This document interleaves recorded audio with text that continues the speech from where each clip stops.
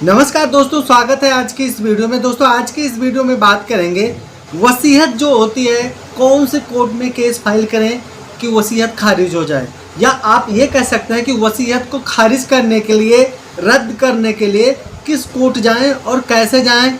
आप टोटली ये समझ लीजिए कि वसीयत को कैसे रद्द किया जा सकता है। आज की जो वीडियो का टॉपिक है वो यही है। तो दोस्तों बिना टाइम को वेस्ट किए वीडियो शुरू करते हैं। और अगर आप सभी लोगों का वसीयत से संबंधित, वसीयत को रद्द करने से संबंधित सवाल है तो आज के इस वीडियो में उन सवालों का जवाब मिल जाएगा। तो दोस्तों वीडियो शुरू करते हैं। एक बार दोबारा आप सभी लोगों का स्वागत है। दोस्तों यह मामला मंगू सिंह व अन्य बनाम राम अवतार 1996 का ये मामला है। इस केस में 20 मई 1985 को एक वसीयत होती है, उसको रद्द करने के लिए 1996 में एक याचिका डाला जाता है। दोस्तों इस केस में वादी राम अवतार द्वारा प्रतिवादियों, जिसमें मंगू सिंह भी शामिल हैं, के विरुद्ध दायर किया गया था। दोस्तों मामले में वसीयत को रद्द करने की मांग की गई थी। वसीयत के पक्ष में धोखाधड़ी से निष्पादित किया गया था। वादी ने दावा किया कि जो वसीयत प्राप्त की गई थी वो बहुत संदिग्ध परिस्थितियों में ही प्राप्त की गई थी। साथ में यह भी दावा किया जाता है जब वसीयतकर्ता शारीरिक रूप से बीमार और मानसिक रूप से भी अक्षम था, तब यह वसीयत की गई थी। दोस्तों आप जानते हैं इस केस में जो मुख्य रूप से जिस मुद्दों को, जिन तर्कों को उठाया गया था उनके बारे में थोड़ा जानते हैं। सिविल कोर्ट बनाम राजस्व न्यायालय का क्षेत्राधिकार, जो पहला पॉइंट है वो ये है। दोस्तों एक महत्वपूर्ण सवाल यह था कि क्या सिविल कोर्ट को वसीयत से संबंधित मुकदमे को चलाने का क्षेत्राधिकार है, खास तौर पर उस समय जब वादी का जो नाम है वो रिकॉर्ड में दर्ज ना हो। यह मुकदमा उत्तर प्रदेश जमींदारी उन्मूलन और भूमि सुधार अधिनियम 1950 की धारा 331 के तहत वर्जित था और इसे राजस्व न्यायालय में दायर किया जाना चाहिए था।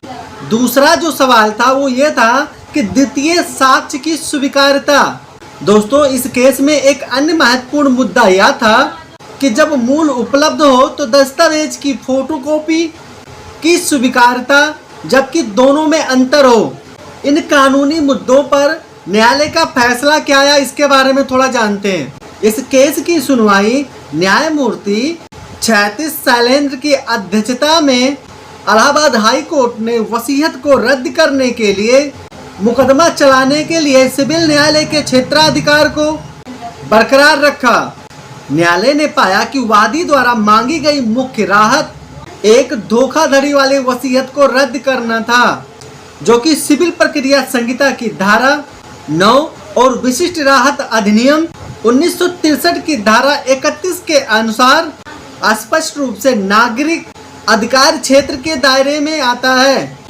दोस्तों इस केस में न्यायालय ने दोहराया कि उत्तर प्रदेश जमींदारी उन्मूलन और भूमि सुधार अधिनियम 1950 की धारा 331 के तहत प्रतिबंध उन मुकदमों पर लागू नहीं होता है जहां प्राथमिक राहत एक शून्य या शून्यकरणीय साधन को रद्द करना है।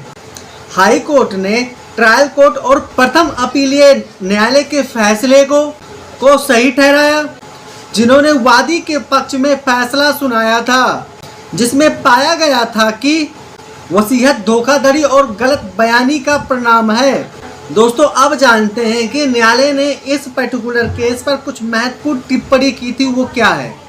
इस केस में न्यायमूर्ति शैलेंद्र ने फैसले के दौरान कई महत्वपूर्ण टिप्पणियां की, जैसे अधिकार क्षेत्र पर वसीयत को रद्द करने का मुकदमा, जो एक नागरिक अधिकार है, पूरी तरह से सिविल न्यायालय के क्षेत्राधिकार में आता है। केवल सिविल न्यायालय को ही ऐसे दस्तावेज को रद्द करने का अधिकार है और यूपी जमींदारी उन्मूलन और भूमि सुधार अधिनियम के प्रावधान इस अधिकार क्षेत्र को समाप्त नहीं करते हैं। दूसरा टिप्पणी जो किया था वो वसीयत की प्रकृति पर किया था। विचाराधीन वसीयत संदिग्ध परिस्थितियों से घिरी हुई थी और इसका निष्पादन दबाव, अनुचित प्रभाव से मुक्त नहीं था। दोस्तों आशा करता हूँ वीडियो पसंद आया होगा। फिर मिलते हैं एक नई वीडियो में। बहुत बहुत धन्यवाद।